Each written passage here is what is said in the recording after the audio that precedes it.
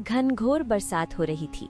वीरेंद्र अपनी पुरानी बैलगाड़ी लेकर रामगढ़ मेले से वापस अपने गांव धनपुरा लौट रहा था। आसमान में काले बादलों की मोटी परतें उमड़ घुमड़ कर गरज रही थीं, मानो किसी भी क्षण धरती पर टूट पड़ेंगी। जब जब बिजली आसमान को चीरती, पूरा जंगल एक पल के लिए सफेद उजाले में नहा उठता और अगले ही क्षण पहले से भी ज्यादा डरावने अंधकार में डूब जाता। शाम ढल चुकी थी और अंधेरा अब तेजी से चारों ओर फैल रहा था। तेज हवा पेड़ों को झकझोर रही थी। सूखे पत्तों की सरसराहट किसी अनजानी आहट जैसी लग रही थी। वीरेंद्र ने बैलों को हाँकते हुए कहा,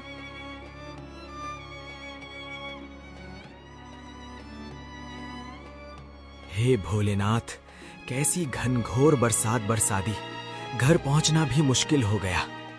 अरे ओ शेरा, ओ मोती, जोर लगाओ, बस थोड़ा और, हमें धनपुरा पहुंचना है, रुकना मत। बिजली जोर से कड़की। हे बाप रे, ये बिजली तो सिर पर ही गिरी लगती है।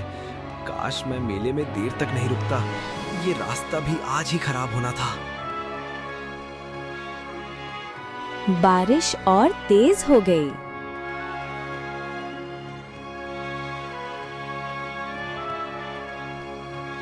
ये कैसी रात है, बारिश रुकने का नाम ही नहीं ले रही। कहीं ये वही रास्ता तो नहीं जिसके बारे में लोग डरावनी बातें करते हैं। उसका दिल जोर जोर से धड़कने लगा।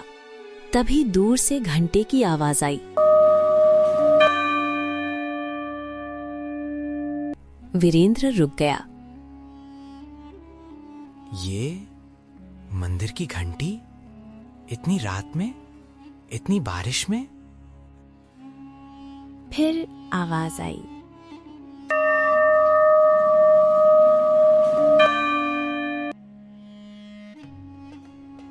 हाँ, यही आवाज है। चलो शेरा, उधर चलते हैं, शायद कोई मंदिर होगा।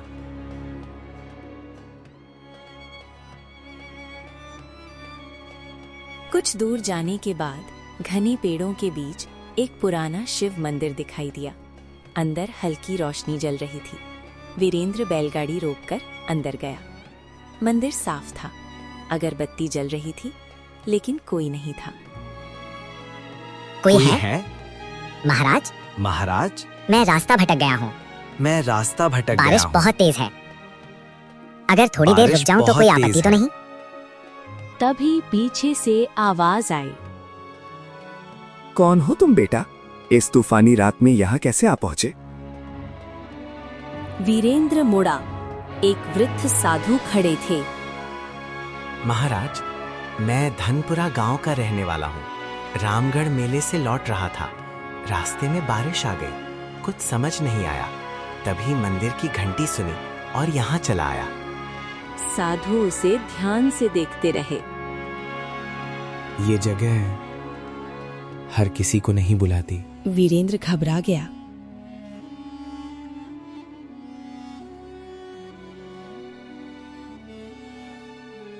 क्या मतलब महाराज?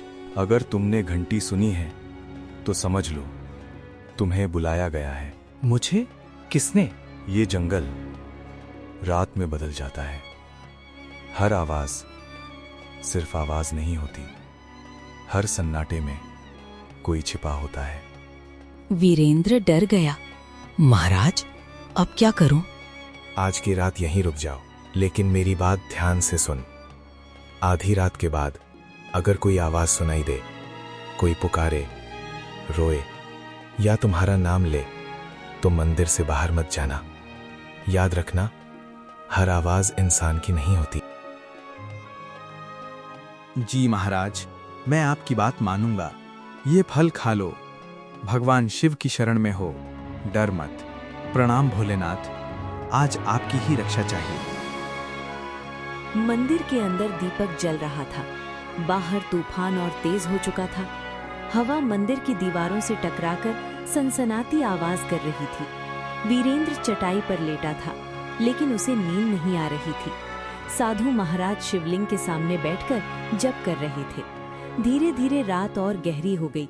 तभी एक बहुत धीमी आवाज आई, वीरेंद्र। वीरेंद्र ने आंख खोली। कौन? फिर आवाज आई। बेटा बाहर आ। वीरेंद्र उठकर बैठ गया। कौन है? कुछ पल सन्नाटा, फिर वही आवाज। मैं हूं तेरी माँ। वीरेंद्र का दिल जोर से धड़कने लगा। माँ? नहीं, माँ यहाँ कैसे हो सकती है?